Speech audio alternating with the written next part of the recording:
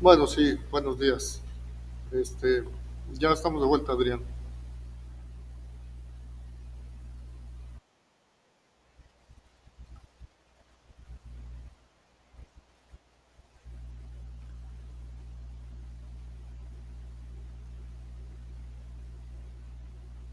Gracias, sí, no igual, y si no puedes abrir tu audio o tu cámara, pues también por el chat.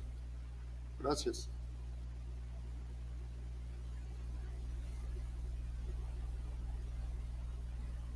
Ok. Bueno, pues hoy 9 de junio iniciamos este curso de fundamentos de ciberseguridad y pues el tema evidentemente pues es el de introducción a la ciberseguridad.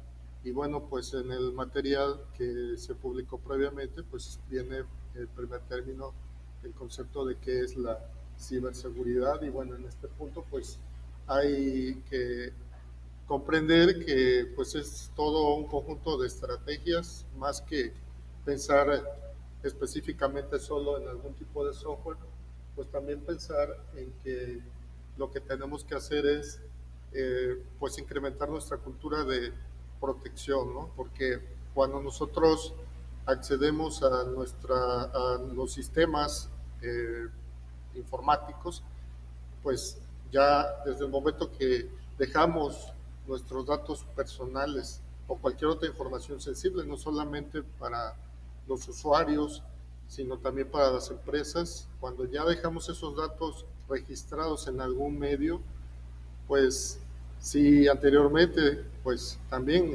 había y siempre ha existido amenazas, ¿no? Cuando en cierto modo pues la información no era digital, sino todo quedaba registrado en otros medios, ¿no? Papel o cualquier otra tipo de información, pues también tenía, pues, sigue teniendo amenazas, ¿no? De destrucción, de robo, pues pasa lo mismo, ¿no? Pero ahora con una gran diferencia que pues prácticamente está al alcance de cualquier usuario o cualquier agente malicioso que tenga la intención y los recursos para poder dirigir un ataque y obviamente vulnerar esa seguridad que pudiéramos tener y sobre todo si no la tenemos, pues con mayor razón, ¿no? Es una facilidad con la cual pueden tener accesos no autorizados, hacer daño o destrucción hacia esos datos que tengamos almacenados en medios digitales.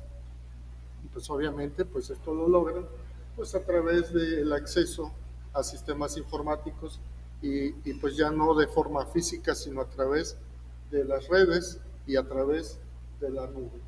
Entonces, la finalidad de la ciberseguridad pues evidentemente consistirá en salvaguardar esta información y nuestros datos de accesos no autorizados y sobre todo para que no tengan esa situación de que puedan ser robados, dañados, destruidos o pues ya no sabemos qué es peor porque pues también está el riesgo de que sean secuestrados.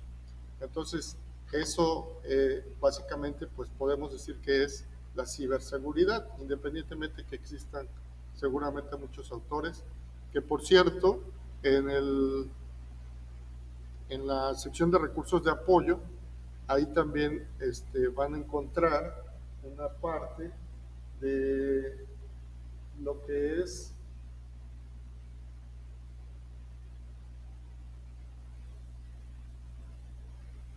fuentes de información sobre seguridad, muchas referencias bibliográficas para que pues se pueda saber más.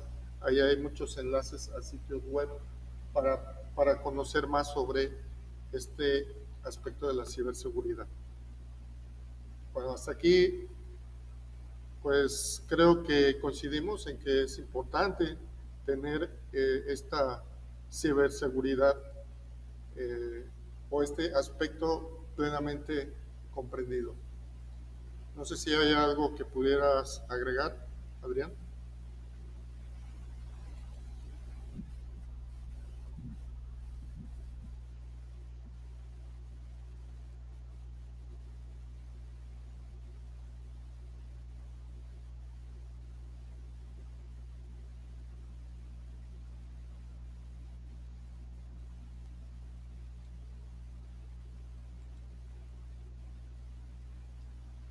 Gracias, Adrián.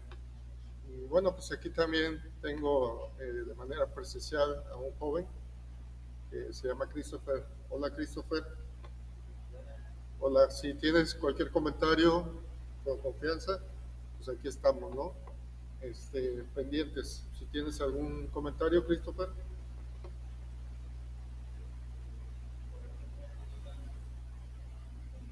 Bueno, pero en primer término yo sí te preguntaría, bueno, porque de hecho lancé la pregunta ahí como un foro donde compartían sus expectativas, ¿no? Entonces, ¿por qué te llama la atención, Christopher?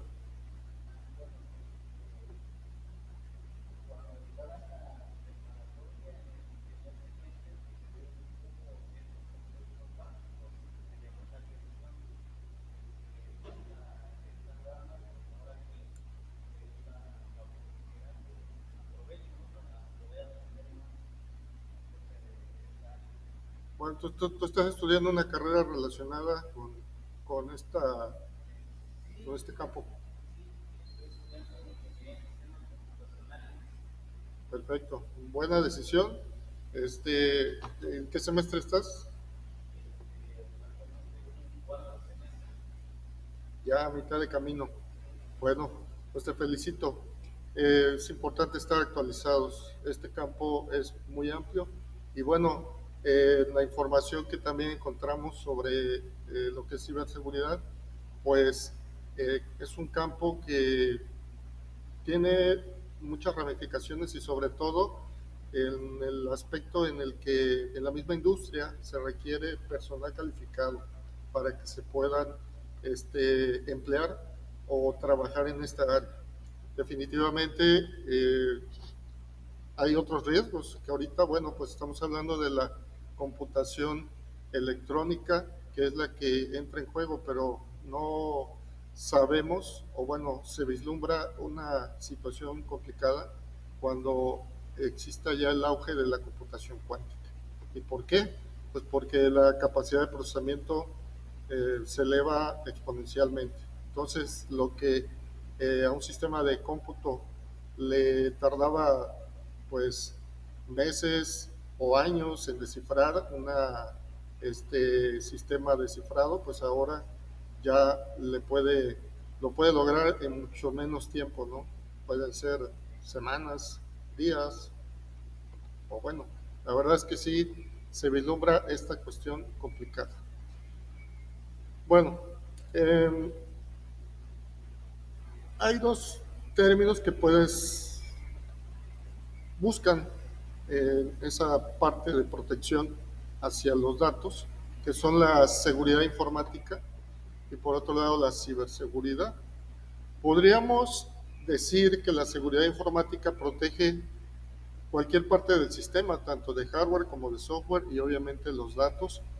Y la ciberseguridad la podríamos considerar como la parte de esa seguridad informática, pero que corresponde a proteger la información en el ciberespacio contra las amenazas digitales y obviamente los accesos no autorizados a través de la red o a través de la nube.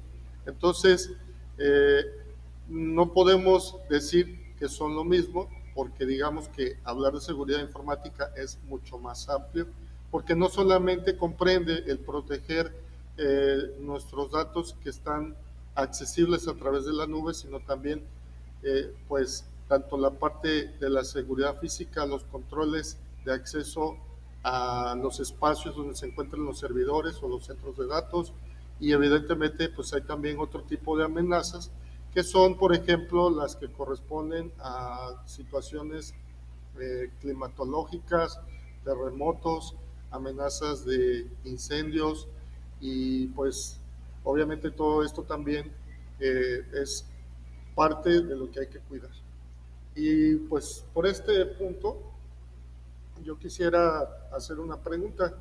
¿Qué tipo de amenazas o cómo podríamos clasificar las amenazas a la seguridad de los datos?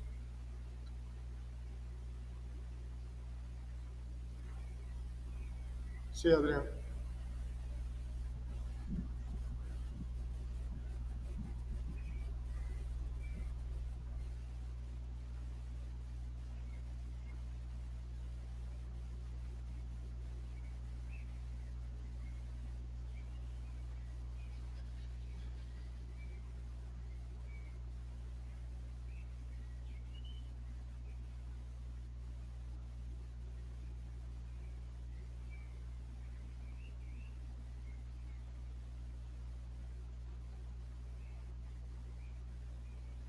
podríamos verlo de esa manera,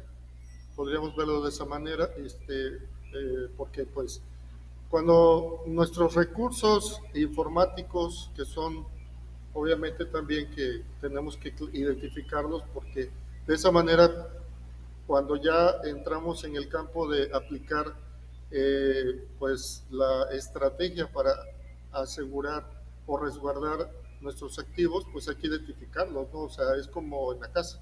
En la casa tenemos muchas cosas, pues que son parte de nuestro patrimonio, ¿no? Entonces, creo que de forma inmediata identificamos en primer término el edificio, que es la casa, luego pues viene todo lo que está dentro, pues obviamente sin descuidar la parte más importante, que son las personas, pero sobre todo hablando de cuestiones físicas y que podrían representar un daño a nuestro patrimonio y sobre todo economía.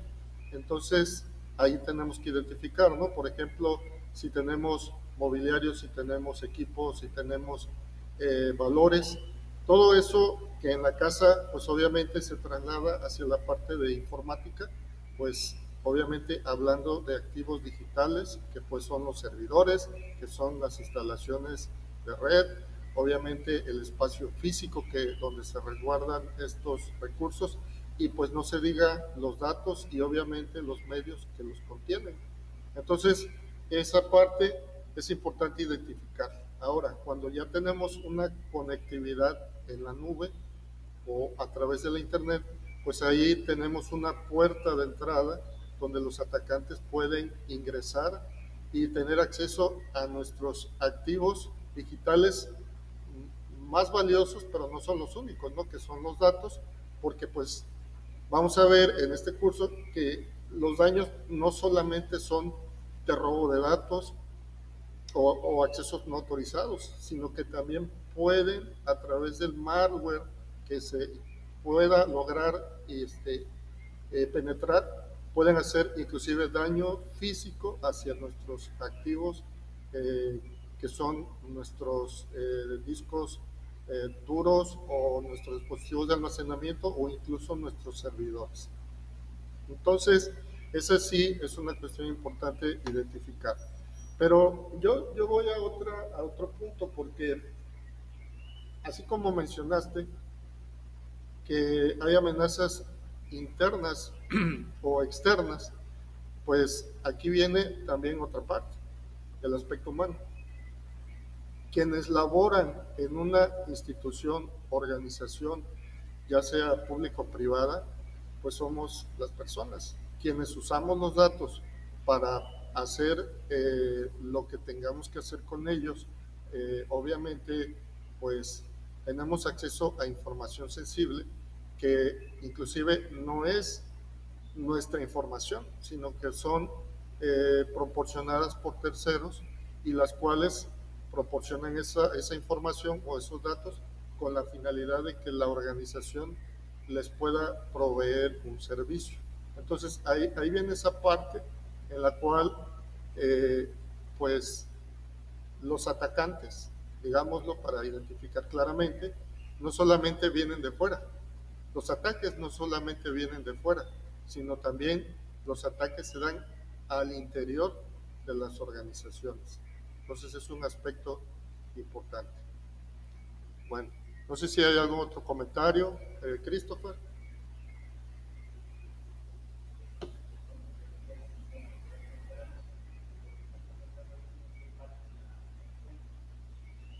¿Perdón?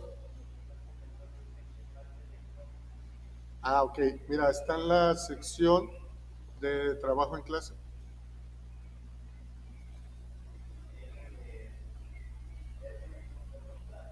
Este, donde está, permíteme. Busca trabajo en clase y luego busca contenido del curso, y ahí vas a ver uno, introducción a la ciberseguridad.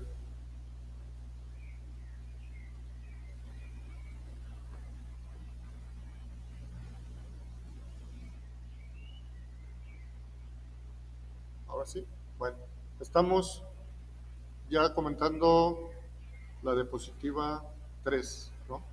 Que es la diferencia entre seguridad informática y ciberseguridad. Bueno, ¿algún comentario, Christopher? Oh, ok. Bueno, pasamos a la siguiente.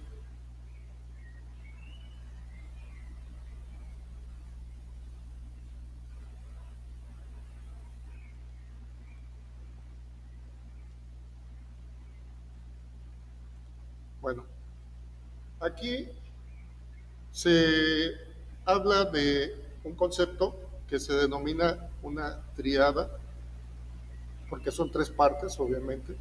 Y aquí se habla de la triada CID, que quieren decir, pues, confidencialidad, integridad y disponibilidad. Y bueno, eso se refiere al hecho de que son las características que debemos de cuidar siempre de la información.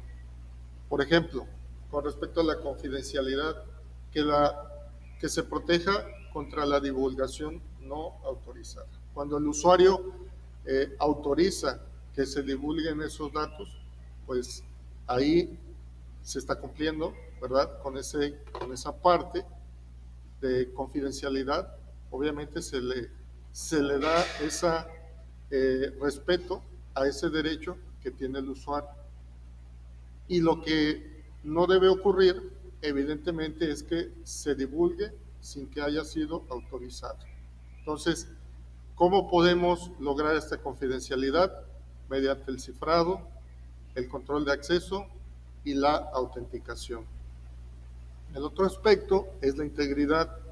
Aquí la integridad pues refiere a que la información sea precisa y completa, que no esté modificada o no haya sido modificada sin autorización, y creo que es lo que generalmente ocurre cuando nuestros datos, por ejemplo, se infectan con algún malware o algún tipo de virus, porque precisamente buscan, en la mayoría de los casos, hacer daño a los datos cuando ese es el objetivo, ¿no? Porque pues cuando solamente es el robo, pues roban los datos y probablemente el usuario jamás se dé cuenta o no se dé cuenta de que su información fue robada.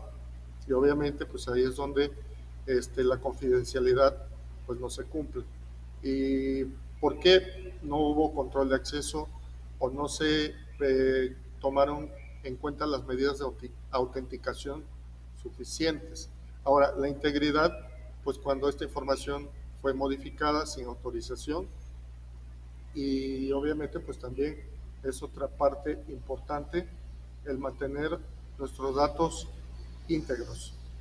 En la parte de disponibilidad corresponde a permitir el acceso de la información solamente a los sistemas y usuarios autorizados, cuando estos los necesiten. Por poner un ejemplo, si soy el usuario, ¿verdad?, de un servidor público, digamos, un servidor público, pongamos el ejemplo más cercano para nosotros, tal vez en un centro educativo, ¿verdad?, en una escuela. Entonces, sabemos de antemano que los datos que nos van a confiar quienes solicitan nuestros servicios están en un documento que se llama solicitud de inscripción. Y ahí pues hay mucha información sensible, empezando por el nombre completo de la persona, la CURP, el domicilio, medios de contacto, teléfono, correo electrónico, y también otra información sensible, si trabaja, no trabaja. También se pide información socioeconómica, cuánto gana, o si trabaja, cuánto gana, o cuál es el ingreso promedio de su familia. Entonces, todo esto pues es información sensible y que los usuarios tienen a bien confiar a la institución educativa esos datos. ¿Para qué? Bueno, pues obviamente para poder hacer las labores que deban hacerse para poder registrar al estudiante en el sistema de control escolar, y pues también para generar posteriormente su documento de certificación cuando acredite. Y todos esos registros deben estar a buen resguardo. Y aquí debe haber un control de acceso solamente a las personas autorizadas. Y por poner un ejemplo muy claro, tenemos, hablando de nuestros centros educativos, áreas. Tenemos área administrativa, tenemos área de servicios escolares, tenemos área de vinculación, área de recursos humanos. Ahora bien, yo preguntaría, ¿el área de recursos humanos debería tener acceso a los datos de los estudiantes?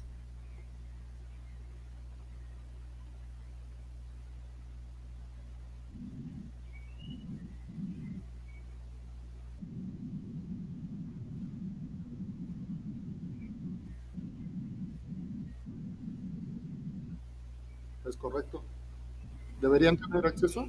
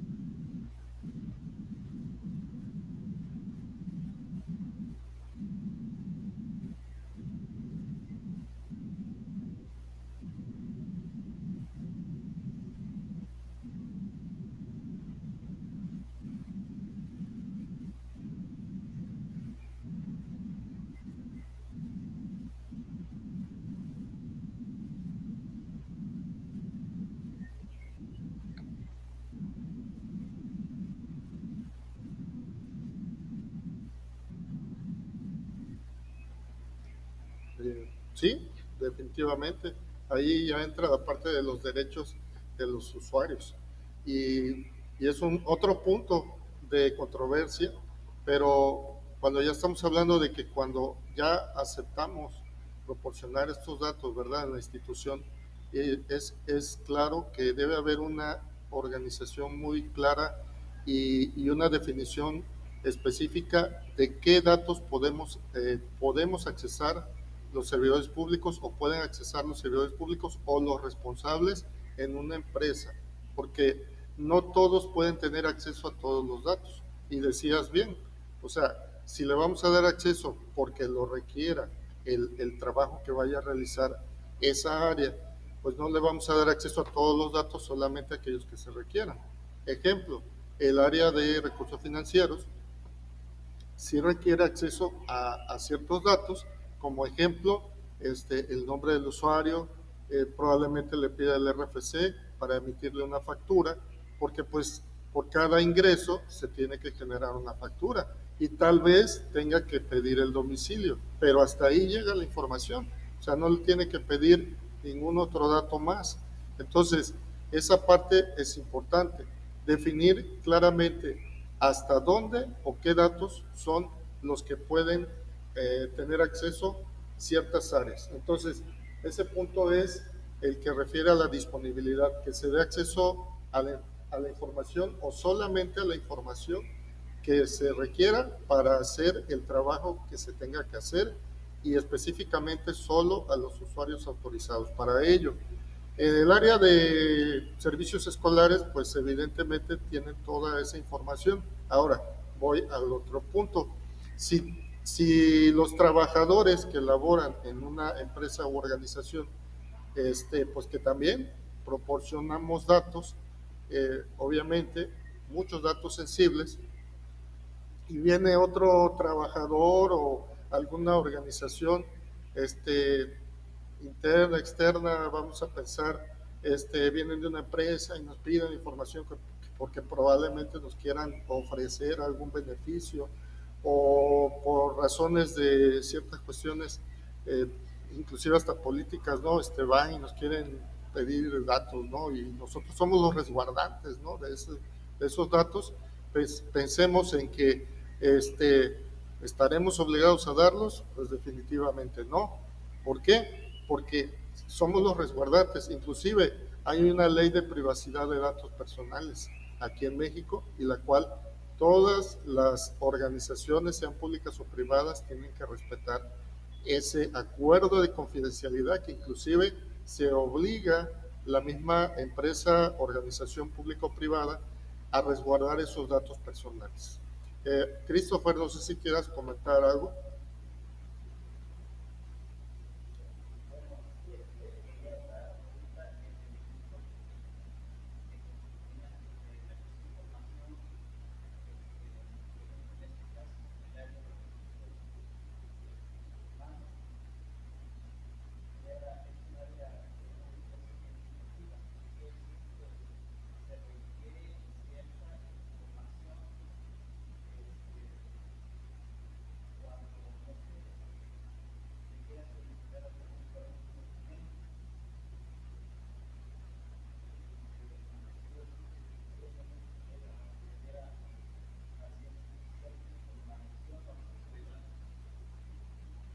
Sí, sí necesitan datos, y muchos datos de los trabajadores, pero están obligados esa área a utilizarla de manera responsable, y obviamente no lo pueden divulgar, porque ahí ya no estaríamos cumpliendo el aspecto de la confidencialidad.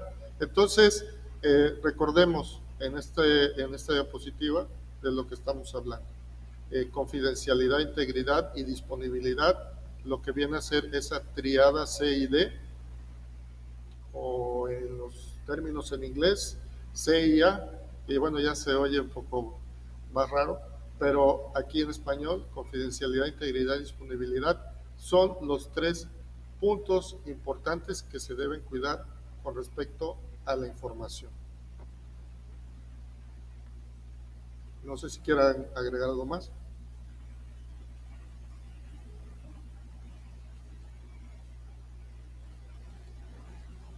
Bueno, pasamos a la siguiente. Ventajas de una ciberseguridad robusta.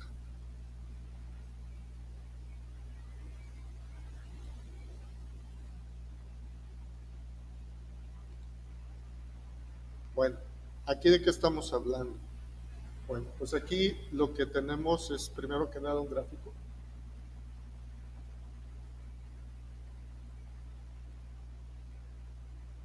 Y ese gráfico nos refiere a un dato que, en este caso, la empresa IBM, que reconocemos a IBM como pionero, ¿verdad?, de la informática o de las ciencias computacionales, ¿verdad? Esta empresa que hasta el día de hoy eh, sigue siendo referente y muy importante, ¿no?, para lo que es la tecnología computacional. Aquí lo que estamos viendo es un informe sobre el costo de las filtraciones de datos en el año 2024. Y estamos viendo solamente un gráfico de los últimos 7 años, ¿sí, no? Del 2018 al 2024. El costo promedio global de las filtraciones de datos. Y esto está medido en millones de dólares. Entonces, a dónde quiero llegar? El costo en términos monetarios es enorme y crece año con año. Entonces, ¿por qué habría pérdida de dinero? Porque bueno, si vamos viendo que del año 2018 vemos que está mencionando 3.86 millones de dólares, 3.92, y sigue avanzando hasta 4.88, pues aquí en sí lo que tenemos es mucho dinero perdido por filtraciones de datos. Entonces, ¿qué hay que hacer para evitar esa pérdida de dinero? Pues hay que tener una estrategia de ciberseguridad robusta. Entonces, aquí el punto es el siguiente. ¿Por qué se pierde dinero? ¿Por qué no pasa de que, bueno, ok, ya robaron los datos y ya, no sé, el usuario a lo mejor ni se enteró, no sé, no pasó nada? ¿Por qué las empresas reportan pérdidas de dinero? Para el usuario es innegable, ¿no? O sea, si nos roban nuestros eh, datos bancarios, obviamente tienen acceso a esta información sensible y con esta información nos pueden robar dinero, ¿sí? Nosotros, pues, somos las víctimas, ¿no? Pero a una empresa u organización, ¿en qué modo le afecta?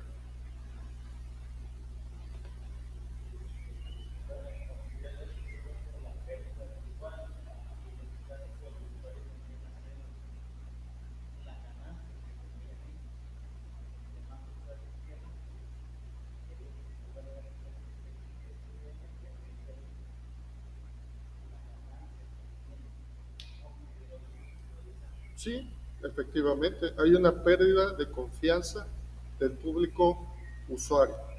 Eh, Podemos hablar de casos. Ejemplo, el caso de la filtración de un sitio, que de hecho es para citas este, de adultos, y los cuales pues obviamente pues compartían sus datos o comparten sus datos pues con la finalidad de tener esas citas de adultos. Entonces aquí la cuestión es, al filtrarse las contraseñas o los datos de acceso y obviamente eh, salir a la luz la información de toda la base de datos de las personas, con quién se reunía, con quienes tenían citas. Obviamente eso genera pues un temor del usuario y obviamente una pérdida de confianza hacia la empresa. Entonces, eso es una pérdida de usuarios, como bien lo comentas, Christopher, y obviamente se traslada a pérdida de dinero. Y pues a eso le sumamos también, obviamente, las pérdidas que reportan o reportemos los usuarios que seamos víctimas de este tipo de delitos, pues evidentemente, pues ahí sumas todo y ahí se va generando toda esta situación. Entonces, las ventajas de tener una ciberseguridad robusta pues son varias, mencionando entre ellas lo que es la protección de los datos personales y confidenciales, y obviamente para que no sean robados o accesados sin autorización. También el tener una ciberseguridad robusta genera confianza en el público usuario. Y hay otro aspecto importante. En México tal vez han ocurrido, o sí han ocurrido, de hecho, si vemos publicaciones relacionadas sobre esta materia, han ocurrido diversas filtraciones. No nos vamos muy atrás. El año pasado, lo que fue Pemex, que sabemos que, pues, que es una empresa pública, prácticamente la empresa pública más importante en México, sufrió una filtración de datos. Y no solamente una filtración de datos, sino un ataque tipo ransomware. ¿Sabemos específicamente qué es el ransomware?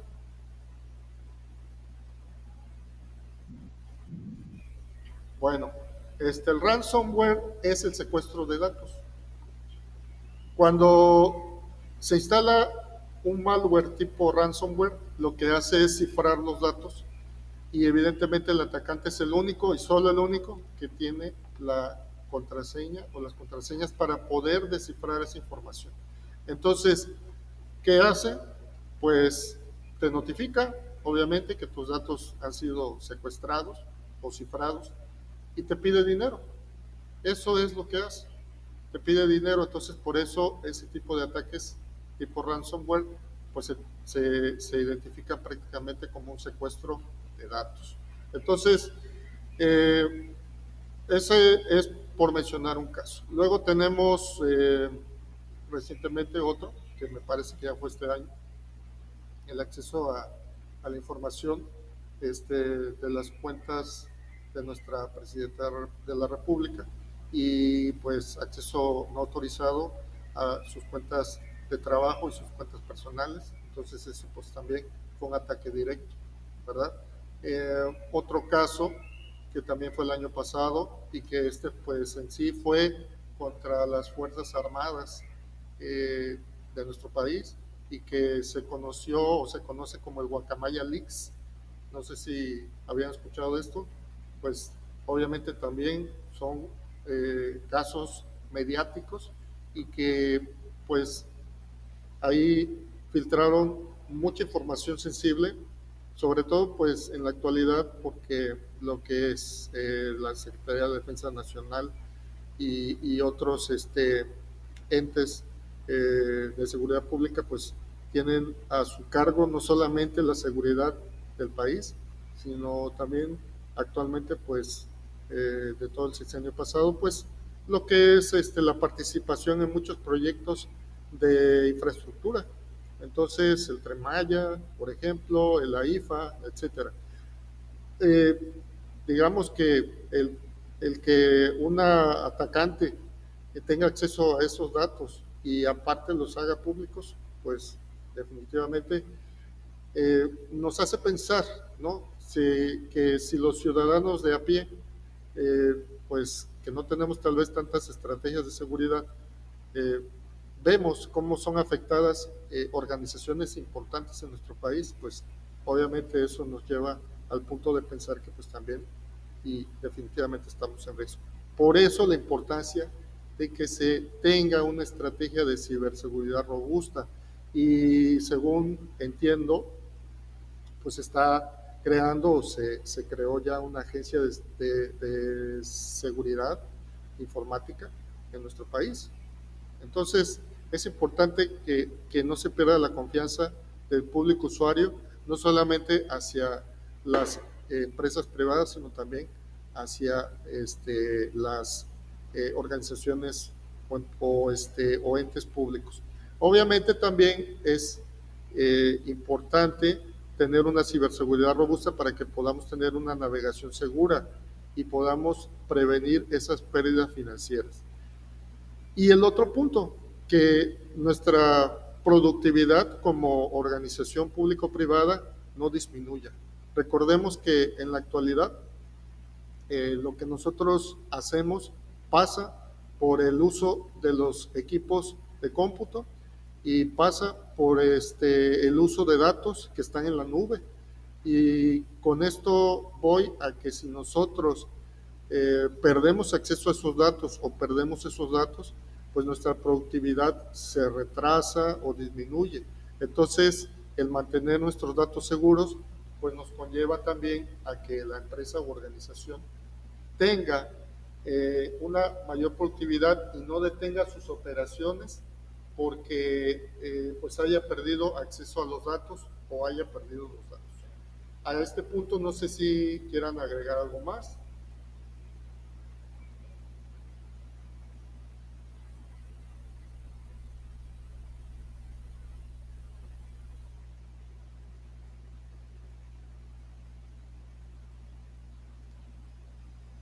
Bueno, cierro esta diapositiva simplemente recordando que en este caso todo lo que se invierta en ciberseguridad tiene que ser considerado precisamente eso, una inversión, no es un gasto, es una inversión.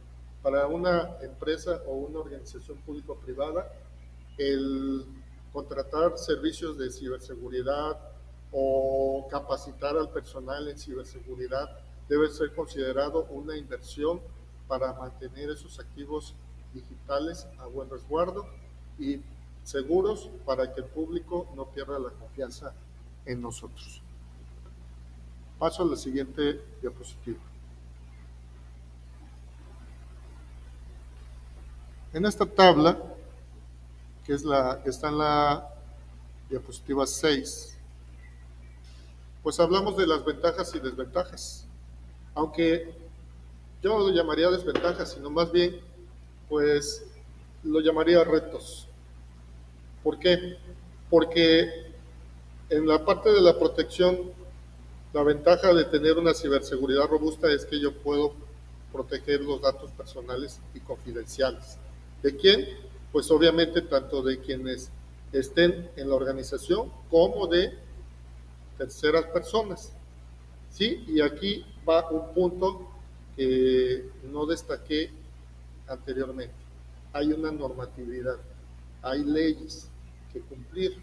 Entonces, en nuestro país todavía no se ven situaciones en donde las empresas o los entes públicos sean sujetos a multas o sanciones, pero en otros países, como los países de Europa, también Estados Unidos, el hecho de que una empresa u organización no tenga una estrategia de ciberseguridad o no establezca los controles necesarios para poner a buen resguardo sus activos digitales y por ende sufra robo de datos, pérdida de información, ¿sí? O obviamente mal uso de ellos, pues obviamente que esto, eh, bajo esas leyes, sí tienen un castigo. Entonces, es importante para las organizaciones actualmente porque también representa una pérdida de dinero, pagar una multa, ¿verdad? O recibir una sanción por no mantener a buen resguardo la información, pues eso también representa pues un problema. Entonces, el cumplimiento de la normatividad es muy importante en el campo de la ciberseguridad. Se menciona en este caso que el problema es que con respecto a la protección, pues es que las amenazas van evolucionando a lo largo del tiempo y eso lo vamos a ver en las siguientes diapositivas. Perdón. Vemos que las amenazas van evolucionando, se van volviendo cada vez más sofisticadas y obviamente también la estrategia de protección debe ser, debe ir mejorando. En la parte del negocio, el tener una estrategia de ciberseguridad genera confianza y obviamente nos lleva al cumplimiento de la ley y de la normatividad. Además de que se pueda navegar de manera segura y prevenir pérdidas financieras y tener una mayor productividad. ¿Qué sería el reto? Pues que hay que invertir y, y hay que invertir bastante, sobre todo al principio, como en todo, porque si nosotros vamos postergando la decisión de mantener nuestros datos a buen resguardo, capacitar al personal para que sepa cómo prevenir una amenaza y obviamente el tener respaldo de los datos, que eso también a muchas organizaciones no lo tienen en cuenta. Entonces, todo esto, pues obviamente, no tiene que verse como un gasto, sino como una inversión. Recordando que los ciberataques pueden costar miles de millones, no solo de pesos, sino de dólares, y obviamente dañar la reputación de las organizaciones. En cuanto a los recursos humanos, el tener estas estrategias mejora el control de acceso mediante la verificación y la autenticación. Sí, Adrián, adelante.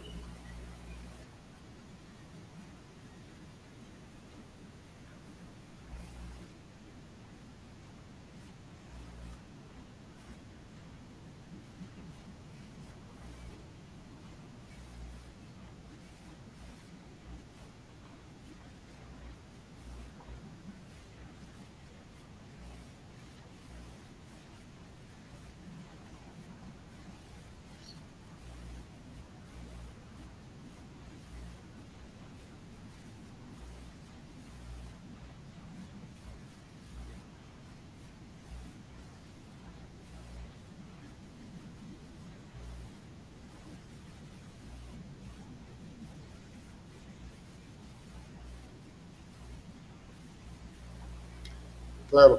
Eh, Hablando del mejoralito que comentabas, me pongo a pensar que de repente, pues no sé si a ti te ha ocurrido, llega un usuario, que puede ser a lo mejor un conocido, una amistad, un compañero de trabajo, y luego llega y te dice, instálame un antivirus, pero quiere que le instales un antivirus, pues sí, que cueste barato, ¿no? Que cueste 100 pesitos o menos, ¿no? Entonces, pues qué seguridad puede haber en eso, ¿no? O sea, sabemos que el costo, por ejemplo, de una licencia de antivirus, por decir lo mínimo, cuánto puede costar, que ya no estamos hablando de un costo que se hace una sola vez eh, al año, ¿no? Sino que estamos hablando de que pues actualmente ya todo el software se vende como servicio y que cada año tienes que estar renovando, ¿no? Esa licencia, porque si no, pues pierdes acceso a los servicios o a los beneficios. Entonces, pues sí, es eh, bastante eh, triste, por decirlo en cierto modo emocional, que no se valore pues todo lo que se puede llegar a perder por no tener una medida de protección básica, ¿no? Que puede ser eso. Gracias, Adrián. En cuanto a la cuestión de recursos humanos, eh, pues a veces tenemos un exceso de confianza. Cuando son organizaciones pequeñas, ¿verdad? Empresas pequeñas, porque pues aparte de todo, puede ocurrir que un trabajador sea el que hace todo, ¿no?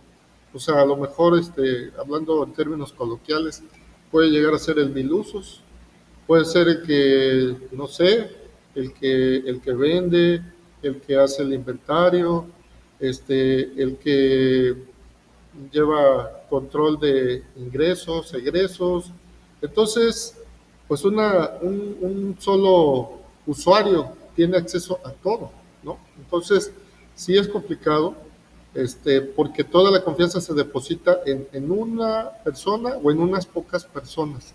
O a veces ocurre eso, porque no se tiene esa estrategia de solamente darle acceso a ciertos datos a ciertas personas, ¿no? O trabajadores. Entonces viene esa situación. La parte de autenticación es importante porque es verificar que sea específicamente el usuario que se haya registrado para tener acceso a esos datos. Y eso lo vemos en un aspecto muy básico que pueden ser las contraseñas, ¿no? Que no se compartan las contraseñas, porque en el punto de que nosotros lleguemos a compartir esa información que es sensible, pues ya le estamos abriendo la puerta a cualquier otro tipo de ataque que no viene de fuera, sino probablemente de adentro, en la misma organización se da. En cuanto a la tecnología, la capacidad de alertar y bloquear peligros, en este caso, que es el malware, pues obviamente esto lo logramos teniendo esta estrategia de ciberseguridad. La contraparte o riesgo, pues es que aparte, pues también tenemos dispositivos del Internet de las cosas que son vulnerables y amplían esta superficie de ataque, por lo que es necesario tener una actualización constante en equipos y programas. Y vamos a pasar a la siguiente. Y bueno, aquí solamente quiero ampliar el punto que ya les había comentado, que falta personal calificado, porque precisamente son los errores humanos los que en gran medida llevan a que haya una puerta de acceso hacia los datos. Ahora, pregunto lo siguiente, ¿cuántos de nosotros pues recibimos, por ejemplo, correos? Y bueno, ya no digamos correos, porque esa parte ya los servidores de correo se encargan en gran medida de filtrar eso que conocemos o conocíamos como el spam, ¿verdad? Que pues son los correos no solicitados. Pero además ahora la puerta de entrada o de los ataques no es en los correos electrónicos, sino hacia los dispositivos móviles, ¿no? Entonces, ¿cuántos de nosotros no hemos recibido mensajes en nuestro WhatsApp, por ejemplo, o en cualquier otra red social, específicamente WhatsApp porque es una de las más utilizadas?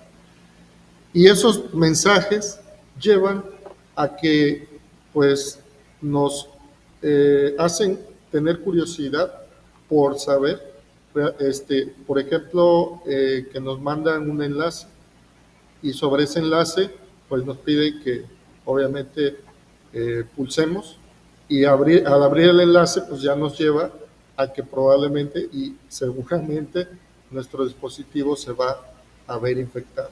O los grupos de WhatsApp que luego ahí se infiltran atacantes y precisamente comparten o envían malware a otros usuarios y para ver quién cae, ¿no? Entonces, ahí eso, ¿cómo conocemos esa estrategia actualmente?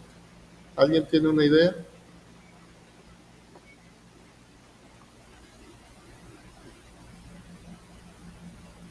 Christopher. Pues, ¿cómo se llama específicamente eso?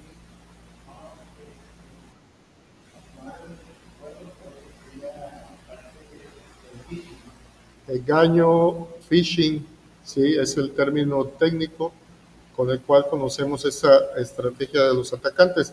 Más adelante vamos a hablar de distintas estrategias de ingeniería social que utilizan, porque todo esto hace o lo que busca es que las personas caigamos en esos engaños y definitivamente eh, muchas personas caen y a veces por una falta de atención al detalle, porque no es que no sepamos de qué trata, ¿no? Pero a veces por la prisa, a veces, pues obvio, por desconocimiento o porque el mensaje viene probablemente de un usuario conocido, de un contacto conocido.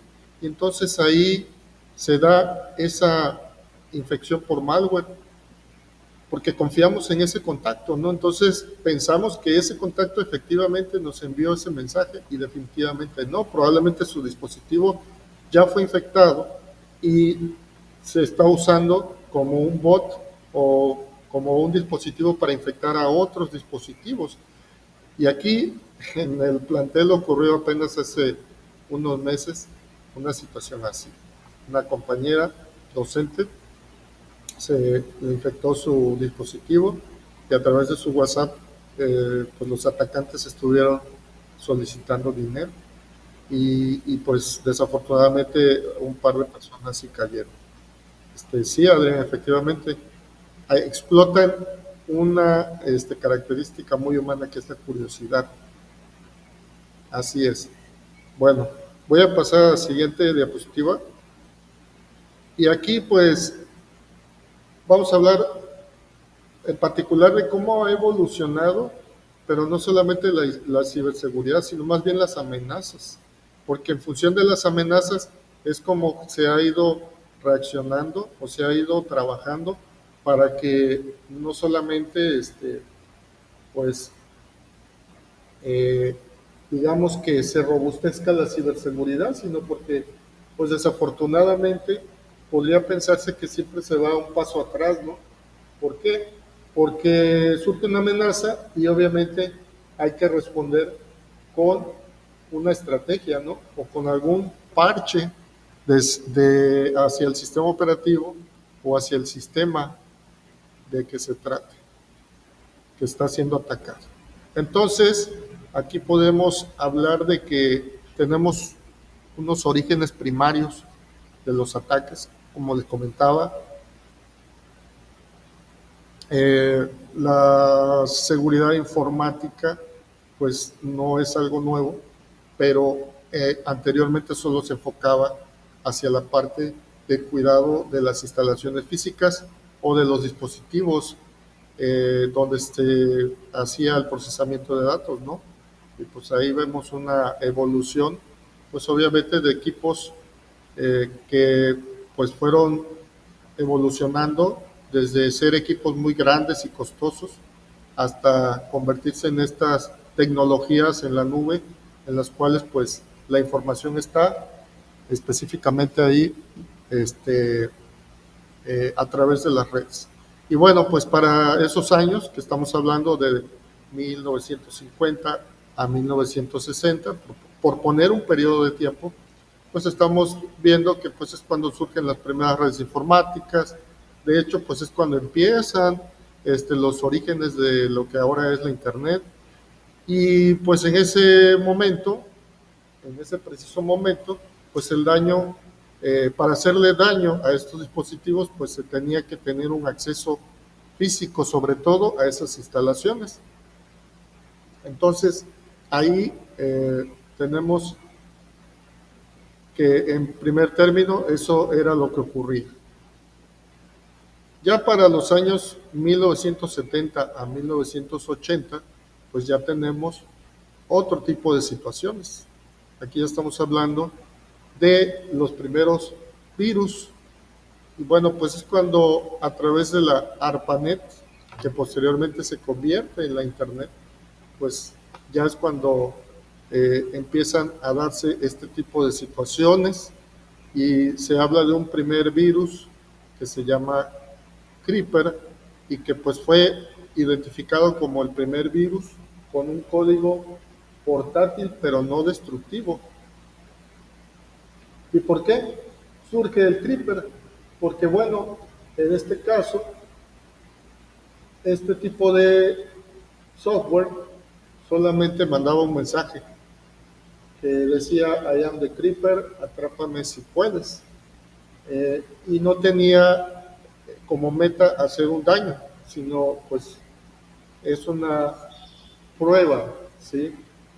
Que en este caso fue creada por el desarrollador o creador del correo electrónico, ese servicio, precisamente, ese servicio tan básico y tan importante que tenemos a través de la Internet, pues este desarrollador, Ray Tomlinson, genera este primer software que pues se denominó pues ya para ese entonces como el primer virus, para poder hacer una especie de demostración, ¿no?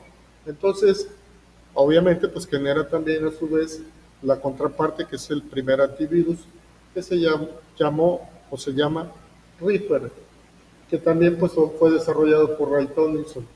Y obviamente pues este Reaper pues fue una versión mejorada de autorreplicación del Creeper y fue diseñada para moverse a través de la ARPANET para eliminar las copias de Creeper, por lo que se le considera el primer antivirus del mundo. Y bueno, aquí tenemos una foto de un personaje, pues ya personaje, ¿verdad? Porque pues en este caso, señor Morris,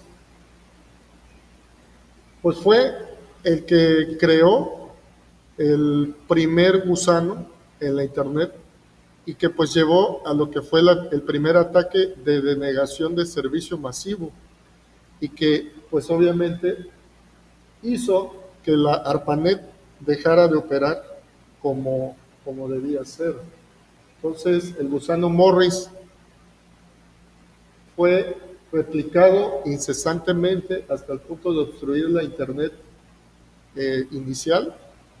Vuelvo a recordar la ARPANET, causando falla en el 10% de los sistemas conectados. Entonces, estamos hablando de 1988, entonces, pues sí, ya son algunos años, ¿verdad? Pero no tantos como para decir que fue muy atrás. Entonces, este es el primer ejemplo de un malware autorreplicable que afectó a la Internet o ARPANET como se le conocía todavía. Porque estamos conscientes de que de hecho el boom de la Internet fue en los años 80. Y bueno, este tipo de ataque, pues ahora es común cuando queremos tener acceso a un servidor o a un servicio y no podemos. Pues, ¿qué pudo haber ocurrido? Bueno, muchas cosas, pero entre ellas, y la principal sospecha, pues es que haya ocurrido este tipo de ataque de denegación de servicio masivo. Y bueno, pues obviamente que genera tantas peticiones este malware o el malware que se trate, que pues hace que se sature el servidor y pues se caigan los servicios. Y bueno, pues ya para precisamente esos años, pues es donde empiezan a surgir los primeros antivirus comerciales como el VirusScan de McAfee y de entonces a la fecha otros, ¿no? Que se encuentran en el mercado, el Norton, el Kaspersky, por mencionar algunas marcas comerciales y que también en este momento, que también es una cuestión que ya se da como una cuestión geopolítica, que inclusive ya interviene la situación de que en algunos países pues no se permite usar cierto tipo de antivirus, ¿no? Como el Kaspersky, que fue prohibido en Estados Unidos, pues porque pues este tipo de antivirus está desarrollado por los rusos. Entonces, ahí tenemos también una pues perspectiva de cómo interviene la geopolítica en estas situaciones. No sé si hay algún comentario.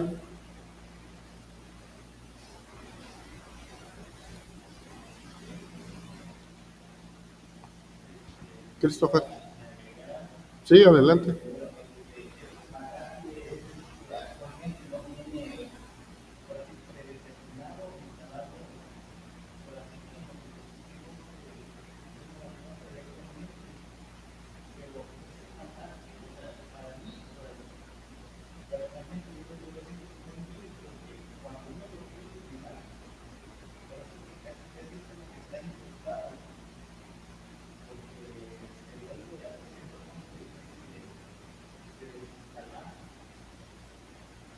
Sí, hay situaciones así. Eh, Podríamos decir que, bueno, en la estrategia que las empresas usan para que no dejemos de usar sus productos, pues están entre algunas de ellas que sea muy difícil desinstalar un software. Y no es el único caso, el McAfee. Hay ciertas características de Microsoft que no se pueden desactivar, por decir algo. Y bueno, leyendo algunas noticias de años atrás, pues también empresas como por ejemplo Sony utilizó una estrategia que fue instalar un tipo de malware en sus CDs. Entonces tratabas de reproducir el CD o copiarlo y lo que ocurría era que tu sistema se infectaba y esto sin previo aviso. Entonces sí es algo riesgoso que una empresa adopte ese tipo de, yo le llamaría, por decirlo elegantemente, un tipo de seguridad proactiva o estrategia de protección proactiva, pero que no debe ser que no le informes a tu cliente o usuario que estás usando ese tipo de estrategia, ¿no? O sea, hay que advertirle al público usuario, porque pues aquí lo que ocurre es que tu sistema se vuelve lento y se infecta con un malware que pues desconoces el alcance, ¿no? De lo que va a hacer en tu sistema y eso no es correcto. Éticamente es incorrecto y obviamente pues también puede ser sujeto de que los clientes usuarios pues también ejerzan sus derechos y puedan incluso demandar a la empresa y pues obviamente eso también es una cuestión contraproducente. En lugar de evitar pérdidas, pues van a generar pérdidas por sí mismos. Eso también puede ocurrir. Efectivamente, Christopher, esas cosas pueden pasar. Ya para el año 2000 en adelante, pues ya estamos hablando pues de los principios, ¿verdad?, de nuestro siglo XXI, pues aquí ya tenemos un incremento en las amenazas y en la sofisticación de estas amenazas. Entonces, aquí vemos, se menciona la operación Aurora, que ocurrió en el año 2009. De hecho, entre el material que publiqué, si ustedes lo checan, pues viene una actividad que es sobre el análisis del caso Aurora y viene un enlace a unos videos de YouTube. Esos videos pues fueron producidos por Google y pues es una serie de videos, o sea, no es un solo video.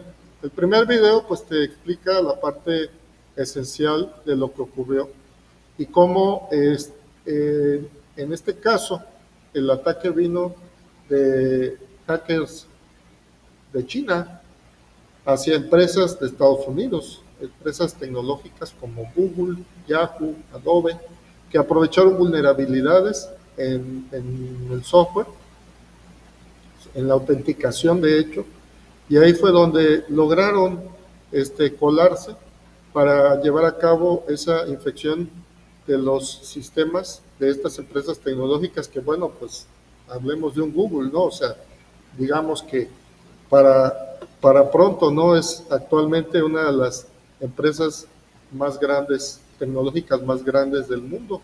Y pues Yahoo todavía en aquellos años como una empresa fuerte todavía, y no se diga Adobe. Entonces, esa fue la situación y pues ahí pueden encontrar en esa serie de videos una explicación muy amplia sobre este caso de Aurora. El Stuxnet que se menciona aquí de hecho encontré una viñeta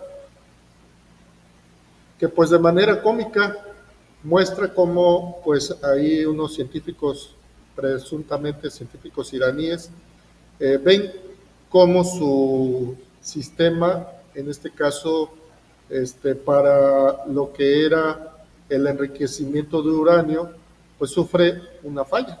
Entonces, también es algo, pues, bueno, digamos, tener una idea de ahí qué ocurrió, porque, bueno, ahí el ataque llegó hasta un dispositivo o dispositivos físicos que son unas estaciones de centrifugado. O sea, centrifugado para pronto, pues parece, es como, en términos coloquiales, como una lavadora, ¿verdad? Para quien no ha visto una lavadora funcionando, ¿verdad? Cuando ya va en su parte final para que la ropa quede seca. Pero en este caso, pues no son para eso, ¿verdad? Son para que pueda purificar, en este caso, un material radioactivo, que es el uranio. ¿Y para qué? Pues para que, en este caso, este país, que es Irán, pues pueda generar, pues, una industria. Pues en primer término, si es para fines pacíficos, pues para tener centrales nucleares para producir energía. Pero pues en segundo término, pues también puede ser que, y probablemente pues para generar armas nucleares. Entonces, en este punto, llega este malware o este gusano, llega hasta esas centrifugadoras que lo que ocasionan es un mal funcionamiento en estos equipos y que obviamente entorpecen ese proceso de enriquecimiento del uranio. Y bueno, se tiene la sospecha, por no decir tal vez la casi certeza, de que estuvo atrás de este ataque Israel, pero por lo sofisticado de este ataque, pues probablemente intervinieron otros países, porque pues para que pudiera llegar hasta la fábrica donde se estaba haciendo este proceso y afectar específicamente esas máquinas, pues sí hubo toda una operación bastante compleja. Y bueno, no muy lejos, vamos a un ataque que también derivó no solamente en robo de datos, sino también en daños a personas, o en este caso fueron infiltrados unos sistemas que son los Viper, que bueno, ustedes dirán, bueno, aquí en México, ¿quién usa Viper todavía? Bueno, desconozco, no he investigado el tema, pero en los países del Oriente Medio, presuntamente pues usan beepers para comunicarse. Presuntamente, según quienes lo informan, son terroristas y que supuestamente de esa manera se comunican. Bueno, hará cosa de unos meses, hacia el año pasado específicamente, que hubo un ataque a través de esos beepers que ocasionaron un sobrecalentamiento y ocasionaron que explotaran. Y eso ocasionó un daño mayor, obviamente, hacia las personas que los usaban y pérdida de vidas. Entonces, vemos cómo se va haciendo cada vez más sofisticado este asunto y cómo la cuestión geopolítica interviene, porque ya estamos hablando que no solamente son los hackers solitarios que estaban por ahí escondidos en algún cuarto oscuro, sino ya estamos hablando de delincuencia organizada, estamos hablando de gobiernos que financian ataques de unos contra otros, y esto hace ver cómo ese nivel de amenaza va subiendo.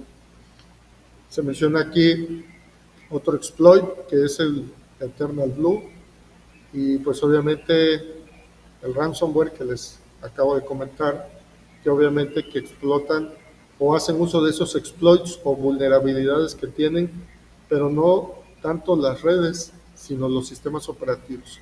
Estamos hablando aquí del año 2017 y específicamente de dos casos, el WannaCry, peyorativamente es algo así como quiere llorar, ¿verdad? Y el NotPetya.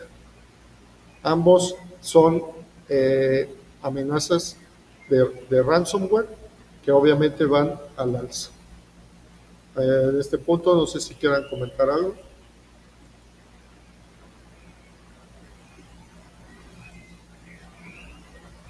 Bueno, pasamos a la siguiente. Marco legal, es importante comentarlo. El marco legal y los estándares de ciberseguridad son importantes, que ya vimos que específicamente porque si las empresas u organizaciones no cumplen con ese marco legal, pues se pueden ver sujetos a sanciones o multas, y obviamente son pérdidas económicas para las empresas u organizaciones. Aquí en la diapositiva se menciona unas normas o regulaciones que son pues específicamente de Estados Unidos, y pues obviamente que hacen referencia al Departamento de Seguridad Nacional, que pues actualmente pues está bastante en la boca de todos, sobre todo por la situación que se vive, ¿no?, en Estados Unidos. Se supone que este departamento pues cuida la seguridad interna, ¿no? Es el famoso Homeland Security Agency. Y bueno, este departamento pues lo que hace es emitir unas normas o estándares, y para el año 2018 se promulga la ley de la Agencia de Seguridad de Infraestructura y Ciberseguridad, CISA por sus siglas en inglés. Y bueno, ¿cuál es la finalidad de esta agencia? Pues evidentemente tener una defensa contra ciberataques. Pero aquí lo interesante es que estas agencias gubernamentales de Estados Unidos han generado normas y frameworks o marcos de trabajo, los cuales las empresas u organizaciones pueden utilizar para establecer una postura de seguridad contra los ciberataques. Entonces, de ahí que sean un referente a nivel internacional de lo que deben hacer las organizaciones para mantener sus activos digitales seguros. Entonces, también es una parte de lo que se tiene que conocer de estas estrategias de ciberseguridad, porque de qué otra manera podemos mantenernos o reducir propiamente el nivel de amenaza o los riesgos. No, bueno, el nivel de amenaza no, porque siempre va a existir, pero sí minimizar los riesgos, aunque no estemos tal vez 100% seguros en su totalidad, pero sí minimizar los riesgos contra esas amenazas es muy importante. ¿Y eso cómo lo vamos a lograr? Manteniendo una ciberseguridad robusta y obviamente si nos atenemos a estándares internacionales, pues lo vamos a lograr mejor. Aquí pues también entra otra regulación, que en este caso está surgiendo o está en Europa, que es el GDPR, que es el Reglamento General de Protección de Datos.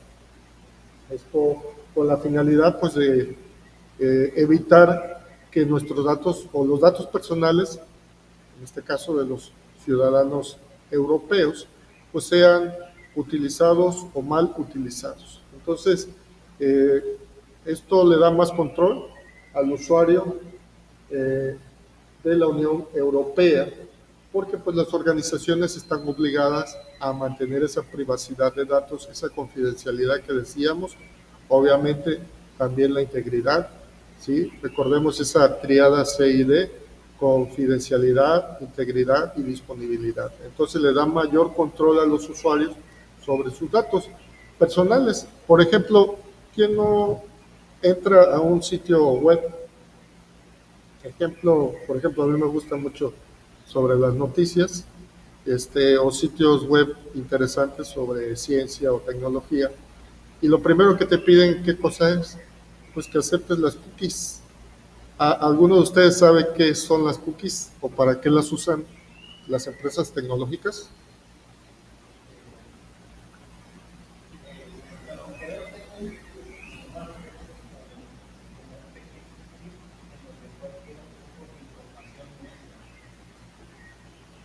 Poco a poco, con esas cookies, así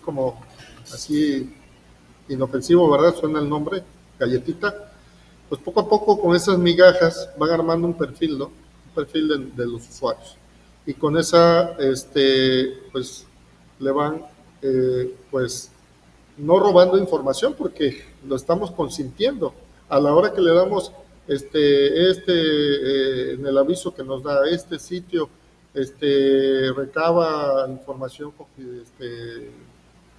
sobre tus hábitos, etcétera. Bueno, no lo dicen en esos términos, pero para poder usar este sitio, debes aceptar estos términos. Entonces, al aceptar que recaben esos datos sobre nosotros, pues obviamente le estamos dando el consentimiento para que pueda recabar esa información. Ahora bien, hay sitios que encontramos que ya tienen específicamente el botón de rechazar y te permiten seguir navegando en el sitio.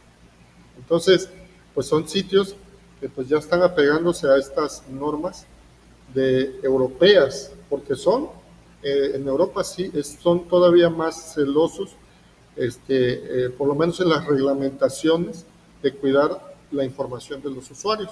Entonces, si tú consientes, pues sí, recaban esos datos, pero si tú le das rechazar, no recaban esos datos. Ahora, hay sitios que definitivamente no te permiten navegar si tú no aceptas las cookies o los términos. Entonces, obviamente, que eso ya depende del usuario, si quiere aceptar que estén recopilando esos datos personales. Bueno, entonces, esta parte es importante que lo tengamos en cuenta, que estas regulaciones buscan tener un marco de trabajo para tener una ciberseguridad robusta y también son normativas o leyes que se tienen que cumplir para que las organizaciones o empresas puedan operar en un territorio, en este caso en la Unión Europea. Ahora, ¿qué pasa en México? Bueno, hablando de la GDPR o el Reglamento General de Protección de Datos de la Unión Europea, solamente voy a concluir leyendo esta lámina. Se considera una de las leyes en ciberseguridad más avanzadas del mundo. Le otorga a los ciudadanos de la Unión Europea mayor control sobre sus datos personales y las organizaciones son responsables de proteger los datos y privacidad y requieren un consentimiento expreso. Si el usuario no le da ese consentimiento, no pueden recabar esos datos. Su aplicación es global a cualquier organización que maneje datos de ciudadanos de la Unión Europea. Ahora bien, sobre la ley de ciberseguridad de Estados Unidos, fue establecida en 2002, pero la agencia se creó en el 2018. Le otorga a la Agencia de Seguridad Nacional exigir a las empresas que tienen infraestructuras críticas implementar medidas de seguridad y colaborar con el gobierno. Entonces, aquí, pues, evidentemente lo tienen que exigir en su territorio, pero vuelvo a lo que comentaba hace rato. Tienen marcos de trabajo que son internacionales y que pues nos permiten a nosotros como parte de una organización utilizar una estrategia de ciberseguridad ya probada. Entre otros estándares relevantes que también existen está el HIPAA, que es una regulación de Estados Unidos para proteger la información de salud o de los usuarios. Recordemos que allá no hay una seguridad social como tal, sino que, bueno, lo que existe más bien son seguros médicos, son empresas que venden seguros médicos. Entonces, estas empresas están obligadas a mantener esos datos personales de los usuarios confidenciales, de ahí que las siglas hacen referencia precisamente al sistema de salud. Es una referencia a que es una regulación en estas agencias que dan servicios de salud. Entonces también tienen varios marcos, varios estándares que son importantes entender y comprender. El PCI DSS es un estándar de seguridad global que protege datos o se usa para proteger datos en las tarjetas de pago. Pues cuántas operaciones no se hacen en el mundo, y pues este estándar es el que de manera obligatoria las empresas o los bancos sobre todo, que son los que facilitan las transacciones bancarias, pues tienen que apegarse a ese estándar de seguridad global. El ISO 27001 o 27001, que es un estándar internacional para los sistemas de gestión de seguridad de la información. Recordemos que esta organización, que es que genera las ISO, pues tiene estándares en muchos aspectos, y bueno, aquí también encontramos uno que refiere a la seguridad de la información. También tenemos el eIDAS, que es un reglamento de la Unión Europea sobre identificación electrónica y servicios de confianza para transacciones electrónicas. Entonces, son estándares relevantes o reglamentos, sobre todo si son empresas que tienen que operar en territorios como la Unión Europea, pues tienen que considerar el cumplimiento de estos estándares, o en el caso de Estados Unidos, como lo es la HIPAA, que también es una regulación que deben de acatar las empresas de salud de Estados Unidos. Y bueno, ya llegando a México, ¿qué es lo que tenemos específicamente? Tenemos una ley de protección de datos personales o una ley federal para la protección de datos personales en propiedad de los particulares. Por eso aquí las siglas se ven bastante largas, ¿sí? Porque así es el nombre completo de la ley. Establece obligaciones para las empresas en la gestión de datos personales, garantizan la seguridad y privacidad de la información de los individuos. Además, hay normas en el sector financiero que lo que buscan es proteger información sensible y prevenir incidentes cibernéticos, pero vuelvo al punto que mencionaba anteriormente. Yo no he leído una nota periodística que indique que alguna empresa o ente público o privado haya sido sancionado por el no cumplimiento en la protección de los datos. Entonces sí es algo que se tiene ahí, pues probablemente como una cuestión de una vulnerabilidad. Porque es importante que haya sanciones, pues para que no vuelvan a ocurrir y obviamente también sirvan de ejemplo. También existe una regulación en telecomunicaciones. Recientemente se modificó la ley en telecomunicaciones. Habría que tomar en cuenta estas normas o leyes que también buscan proteger la información y asegurar la integridad de las comunicaciones en México.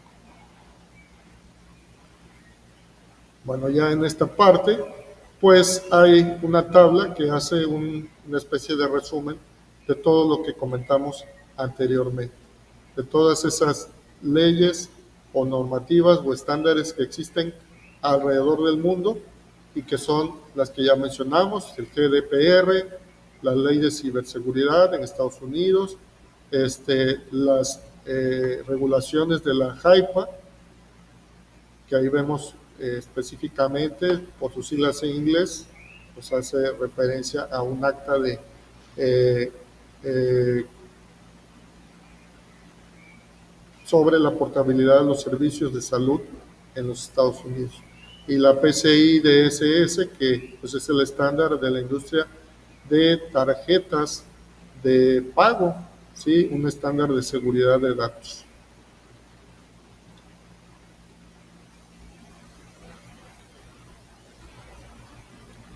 Concluyo simplemente recordando la importancia de la ciberseguridad para la protección de la información sensible. ¿Por qué es vital proteger la información? Pues porque ya vimos que los usuarios pierden confianza cuando sus datos son robados, vulnerados. Obviamente hay pérdida de dinero por estas situaciones y afectaciones directas hacia los usuarios. Y bueno, ya no digamos cuestiones también de índole personal, ¿verdad? No solamente te afectan el bolsillo, sino también te afectan tu vida.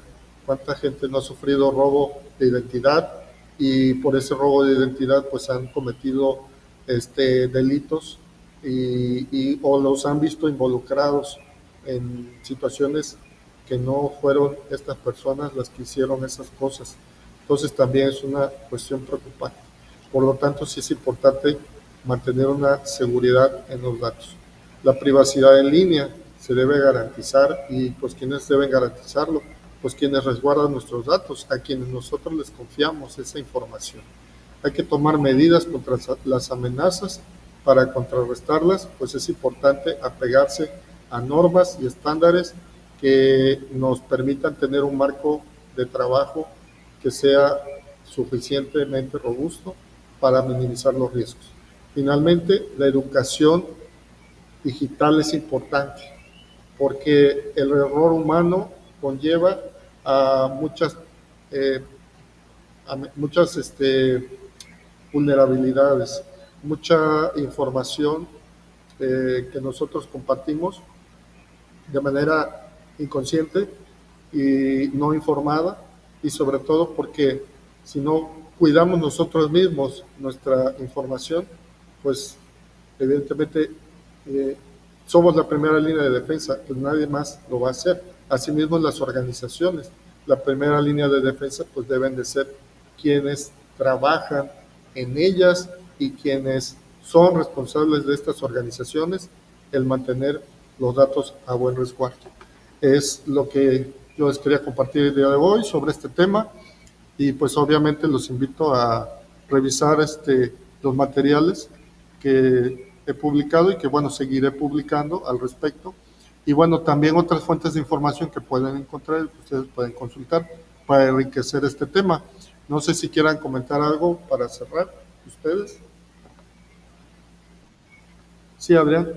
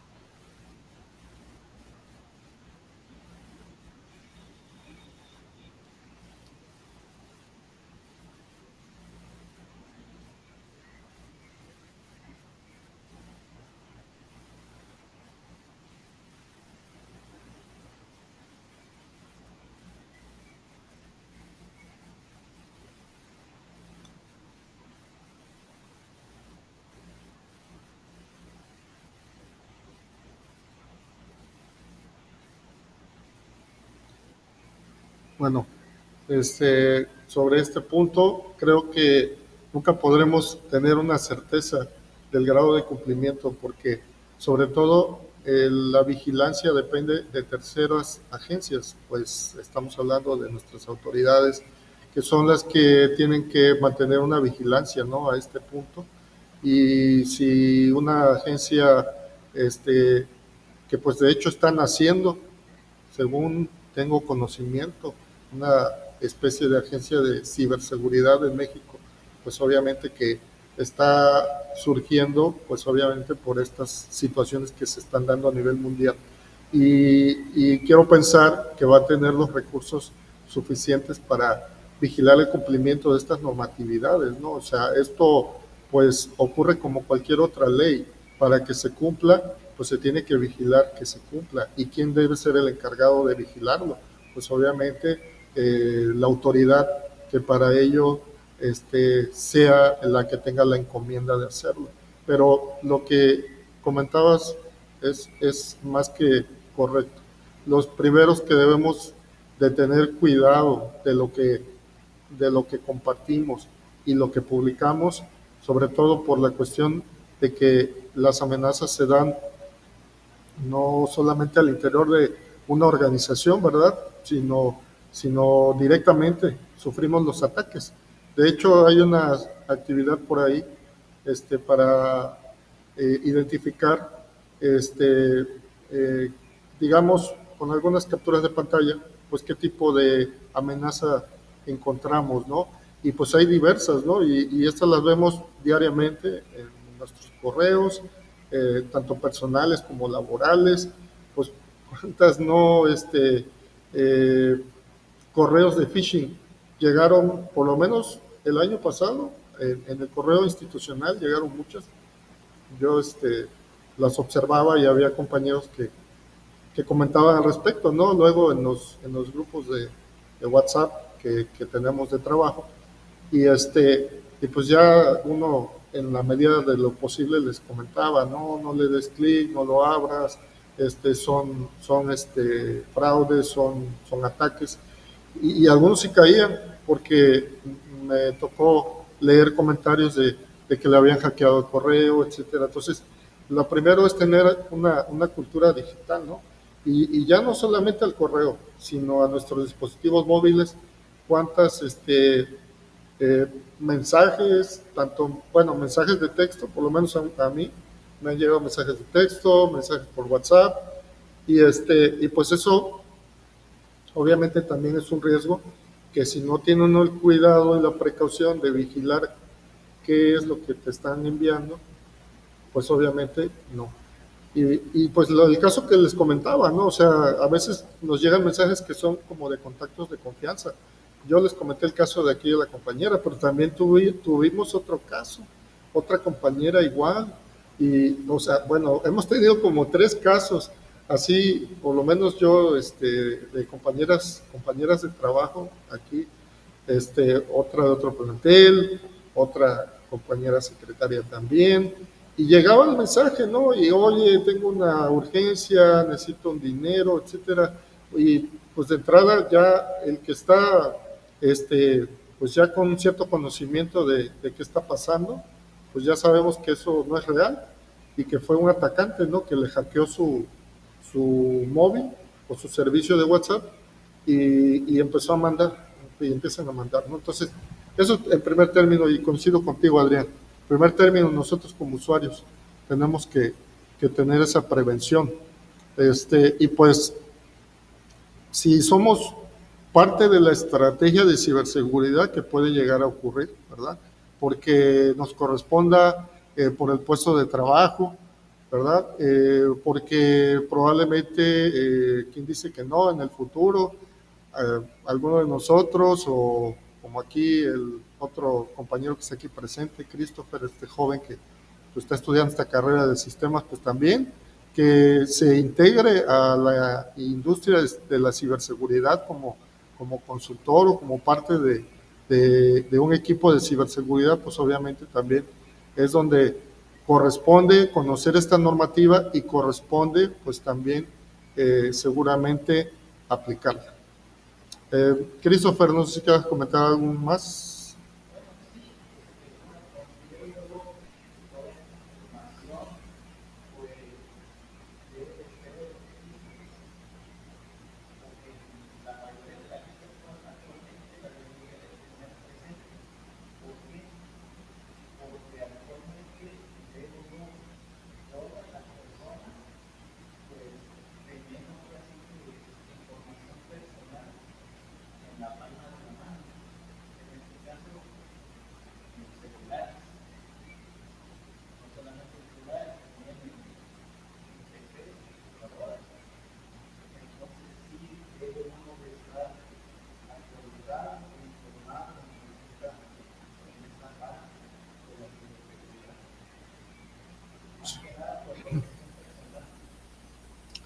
Así es, y también contribuir en la medida de lo posible nosotros como profesionales de la informática o de los sistemas computacionales, pues también contribuir a esa cultura digital, ¿no?